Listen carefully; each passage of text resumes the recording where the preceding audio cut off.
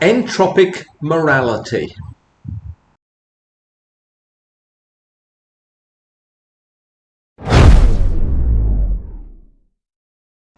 What the hell is entropic morality, I hear you asking? What on earth does it mean? Well, actually, I just made that up, at least as far as I'm aware. Maybe someone else made it up before me, maybe someone else made up the concept that I'm going to discuss associated with it, in my mind anyway. Maybe it means absolutely nothing at all, but it's just an idea that I kind of want to brainstorm here and develop a little bit, see where it goes. These are just some new thoughts, some fresh reflections on the nature of morality. I think they've arisen partly because I've been reading some of Kant's philosophy recently, or at least reading some expositions of Kant's philosophy. I find Kant, I should say that's Immanuel Kant. He was a German philosopher, a central figure in the Enlightenment. I've mentioned him a number of times in previous videos. I was about to say, anyway, that I find him very difficult to understand, and interpretations of his work make that only marginally easier, for me at least. So, anyway, Kant had a lot to say about ethics and morality. It was one of his major themes. In a very, very brief summary, which of course scarcely does justice to the millions of words that Kant wrote and the years he spent on this topic, and which obviously leaves a lot of questions unanswered. So, despite these caveats, here is a very brief summary of Kant's ethical theories. Kant's ethics is centered on the idea of the categorical imperative. This is something different from a hypothetical imperative. We might use a hypothetical imperative in a sentence like this. If I want to be a good businessman, then I need to show people that I'm honest. So it has a kind of if-then structure, like in computer programming. It's a hypothetical idea. For Kant, a categorical imperative is simply this: do that. This is not contingent or dependent on anything else. It's simply an absolute imperative. So Kant believes in a universal moral law that you must follow regardless of any of your own personal desires and regardless of the consequences. He argues that actions are morally right if they're done from duty, in accordance with a good will, and if they can be universalized. In other words, if they can be applied consistently by everyone without contradiction. So the thing that stands out for me about Kant's ethics is that it is absolutist and universal. There's no room for context here, no room for subjectivity or personal preferences. In other words, it's pretty much the antithesis of everything I think about morality and ethics. So that's part of the reason why I've arrived at this idea, which I'm calling temporarily entropic morality. Perhaps negentropic morality might be better if negentropic is considered to be the opposite of entropic. We'll see. I'm kind of brainstorming here. So first of all, what is this concept of entropy anyway? The law of entropy, or the second law of thermodynamics, states that in any closed system, the total entropy, which is a measure of disorder or randomness, the total entropy tends to increase over time. In other words, energy spontaneously spreads out and disperses if it's not hindered by something else, leading to a higher state of disorder. It's always a little bit counterintuitive talking about higher states of disorder. Nevertheless, that's what the law of entropy says. Now, the law implies that natural processes are irreversible and that systems will tend towards a position of equilibrium where energy is evenly distributed and organized structure decreases. So, to give a concrete example of this, if you put some gas into an empty tank, it will initially be concentrated near the point of entry. This is actually quite a highly ordered state. But over time, that gas will spread throughout the tank, become less and less ordered, more and more even. And this happens in any closed system. That refers to a system into which no energy is introduced from outside the system. Nothing hinders the process of entropy. It's a bit like if you add sugar to tea. Eventually, even if you don't stir it, eventually the sugar will spread itself throughout the entire cup of tea.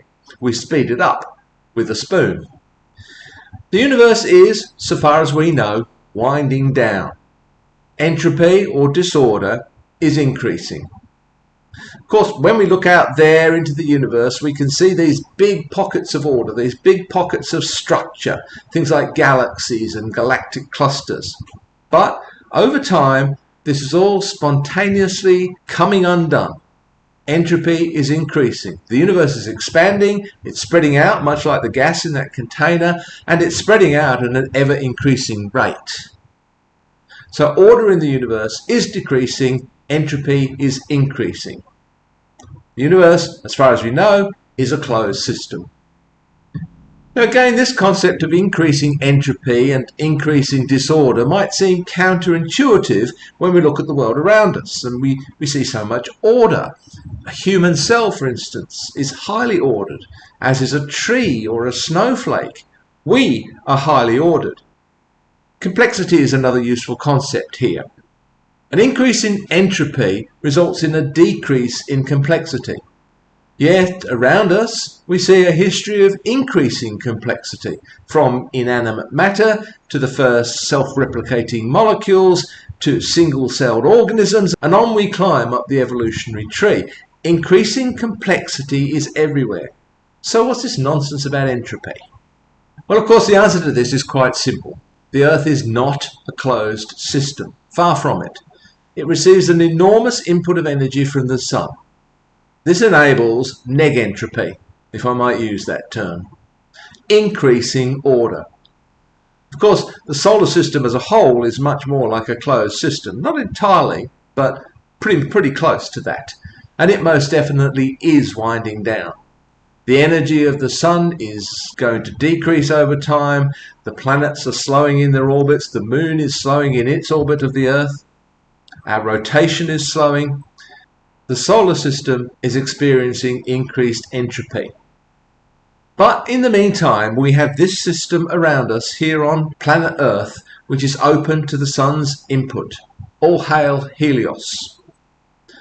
Okay, so what might this have to do with morality and ethics?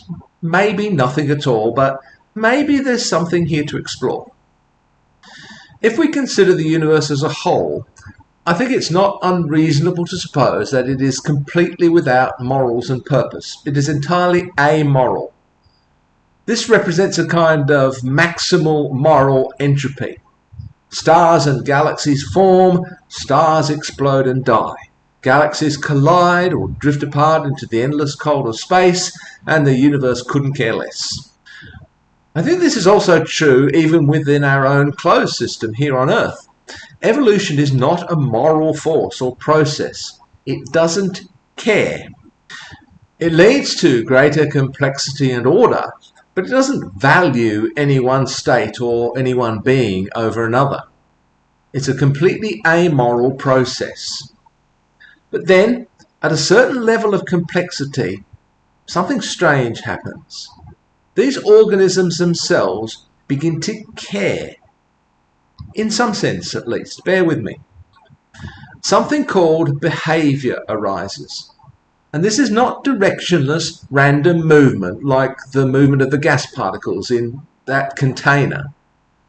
It begins to resemble something that we might call purpose. For example, an organism will seek to avoid death or annihilation. The continuation of life seems to acquire something that we might loosely call value. There may be no conscious process within these simple organisms, but they are inclined towards life rather than death.